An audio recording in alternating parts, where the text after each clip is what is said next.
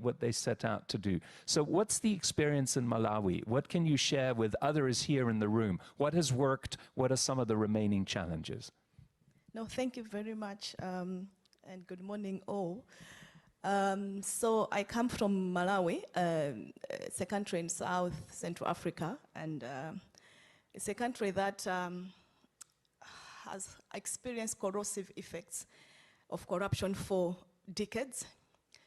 I was appointed as Director General of Anti-Corruption Bureau in 2021, and I was appointed by a government that came on the platform of anti-corruption, a lot of anti-corruption messaging during the campaign.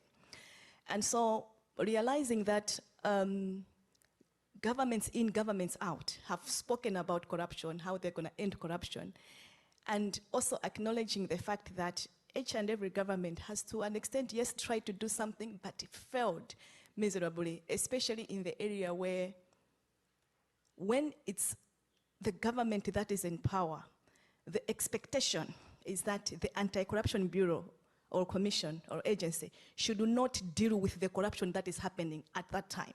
In other words, you do not attack the hand that feeds you. You know that.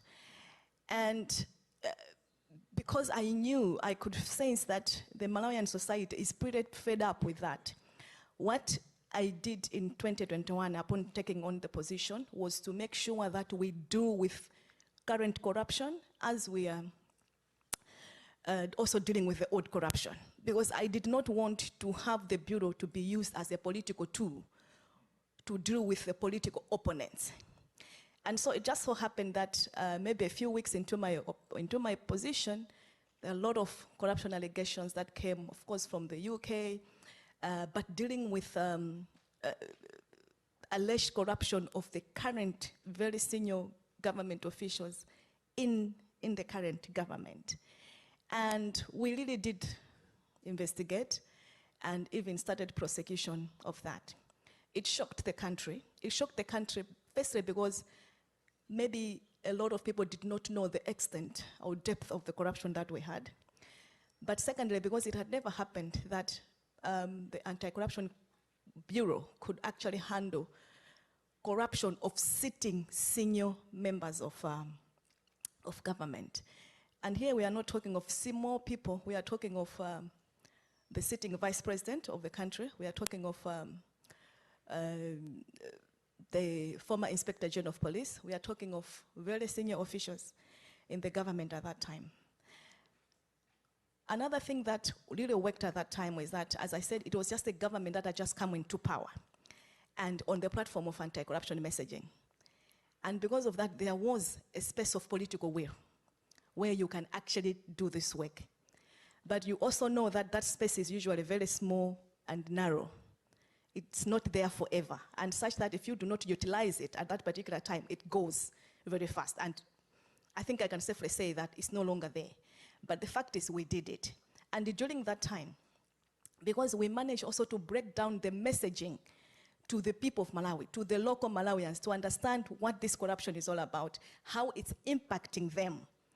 At the time when the political will was somehow getting smaller, because the public knew what we are doing, the space of political will was actually filled up by public support. To an extent that even when probably my life was in danger, the Bureau's existence was even in danger, the public was with us. The public knew what was happening. The public knew that we were working for them. And this is probably the very first time that I personally felt very comforted by the public. But going further, what we have also discovered is that, as I said, the space is usually very narrow and very small. Without allies within the government system, probably wouldn't have been able to do what we did. We had allies in the same government system. Despite that, there were others that were pushing back on our work. We had CSOs who were always talking and supporting the Bureau, and me personally, because being the head, it meant that I took the backlash of so many things that come out of doing the work that we do.